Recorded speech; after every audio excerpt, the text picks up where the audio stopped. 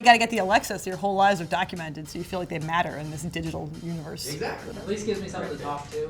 Talk to the nude on your wall. It only matters if it happens on camera, Bleak. I'm Hannah Kaiser, and this is The Bandwagon.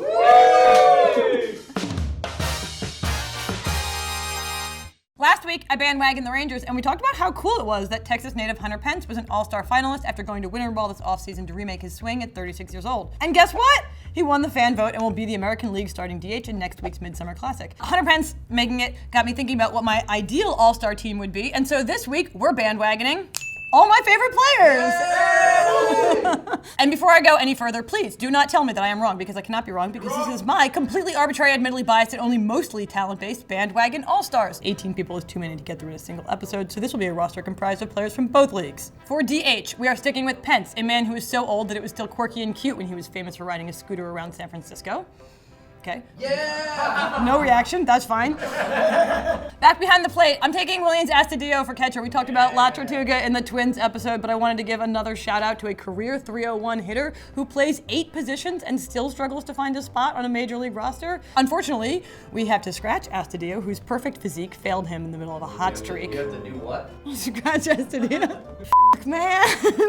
With the turtle on the IL, we're giving the spot to Will Smith. No, not that one, and not the other one, who's an actual All-Star, the third Will Smith that you're thinking of, who has 2 walk-off homers in 9 total career games. We're giving an All-Star spot to a guy who has 9 total career games. For first base, I am letting my hometown bias take the reins and choosing Rhys Hoskins, who is actually just very lovely. And also, I don't think that we've had a chance yet on this show to talk about my favorite 34.2 seconds in all of baseball this season. And I can't make the obvious joke that would go there. So instead, we're just gonna play the troll trot tape right here. Reese's teammates are anxious to... That ball's hit well to left field. Going back on it is McNeil. He jumps. It's gone! A 2-run home run for Hoskins. And watch how long it takes him to get around the bases. He's going to soak this all in. And the Phillies take a 6-0 lead. At second, Derek Dietrich. My dude has gone very cold lately, but what is fandom if not a personal investment in a particular player's performance? And frankly, it would make a lot of what I've said right here in this very chair look a lot less insane if he would get those offensive numbers back up. And so I'm rooting for you, Derek. Don't let me down. Yeah, Derek. Hey! I'm willfully disregarding the injury precedent set by an earlier selection to have Tim Anderson at shortstop. Besides, how can you not bandwagon someone who called a rivalry Forever Beef? Which Arby's is currently considering for their next slogan. Okay, fine. If he really can't play with a busted ankle, give me Javi Baez, who is so smooth Santana is suing him. I'm putting the original Astudillo, better known as Pablo Sandoval, at third base because my roster doesn't leave room for pinch hitters, and he is posting the highest slugging numbers of his career as a 32-year-old who is actually happy to be playing for the Giants this season. And the only reason to watch any of their games is because Bruce Bochy has promised to let Panda play all 9 positions in a single game at some point this season. Wow. They are really not going for it this year, huh? All right, let's do the outfield. No one would take anything I say seriously if I left Mike Trout off any sort of all-star list because he's so good. How good is he? That I'm excited to bandwagon a dude whose entire social media presence is just the name of the city he's going to next with some airplane emojis. Thousands of people like each of these tweets. It's just like, Anaheim! 7,000 people like it. Rounding out the outfield is my favorite defensive highlight reel, Ramon Laureano, because if every ball that's put in play insists on traveling 380 feet, I want a guy on my team who can undo the home run and double up the runner on the base pass. Also Jeff McNeil, because against all other forms of information, I still love me some batting average, and he leads the league. We're bandwagoning as pitcher Cole Hamels because he threw a no-hitter during my engagement party, and I've loved him ever since. That was really nice of him.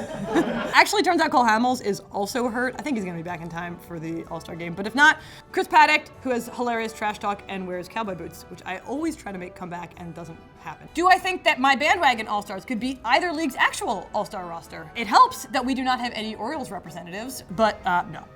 No. I mean, they have more heart. Okay. Not a team. I am, however, a huge fan of every single one of these guys. Let's do fan, not a fan. Yeah!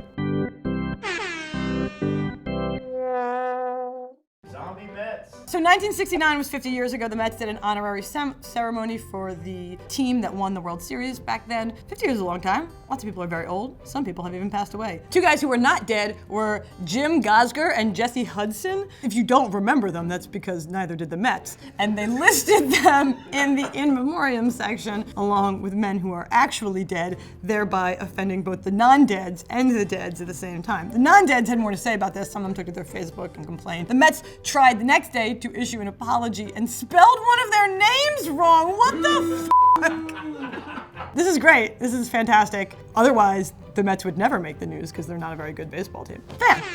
Bobby Bonilla Day.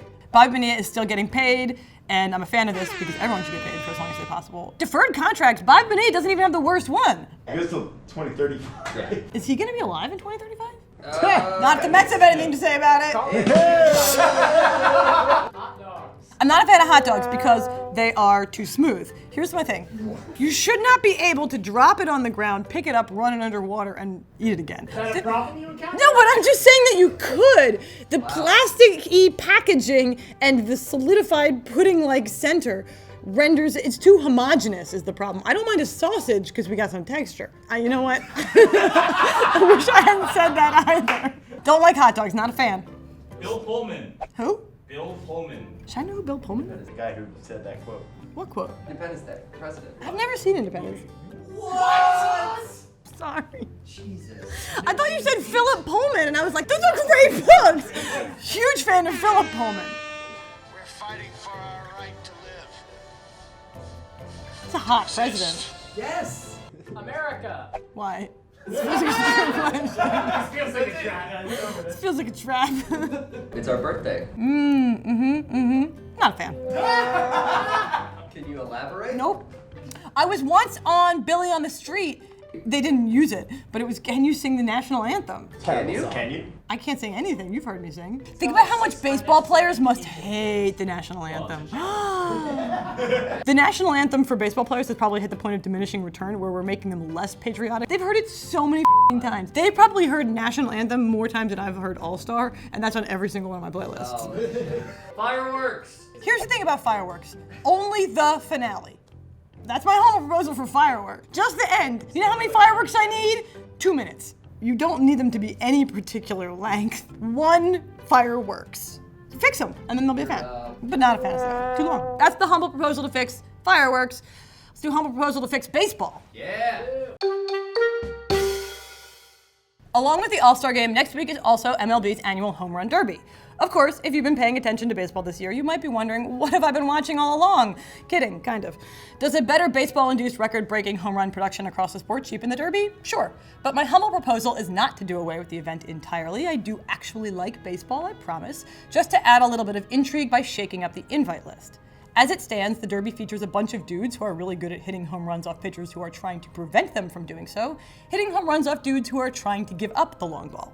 If I want to see Christian Yelich hit a home run, I'll just watch 2.6 Brewers games. Instead, give me, of course, Madison Bumgarner, who has previously expressed an interest in participating. Give me Zach Greinke, who hit 2 home runs in a single game earlier this season, but not just pitchers, and not in some ancillary pitchers-only derby. Let's get weird with the guest list all around. Bring back Adrian Beltre for the night. Put Albert Pujols on the national stage for what could be the last time. Gabe Kapler had 82 career home runs, and you know he's been hitting the gym just hoping someone asks if he could hit number 83 right now. Ichiro Suzuki was on a major league lineup this season, and as such, I cannot respect any home run derby that does not at least ask him to participate. Obviously, Vlad Jr. can stay, though. Yeah. Name your team. Can't you, though? Can I name the team? Designated hitter, Hunter Pence. Catcher, Willians Astudillo. First base, Rhys Hoskins. Second base, Derek Dietrich. Shortstop, Tim Anderson or Javi Baez. Third base, Panda. Outfielders, Mike Trout, Jeff McNeil, Ramon Laureano. And pitching is either Cole Hamels or Paddock, depending on who's feeling up to it of the day. Nailed it. Fan of all of them! That is my All-Star team, which is not the actual All-Star team, although some of them will be there, and I'm excited to see them. I hope that they fix the home run derby, take my suggestions into account. They will not, but either way, I will be there in Cleveland next week. If you see me, please come say hi and tell me to be a fan of your team next week. Yeah. Nice. All right.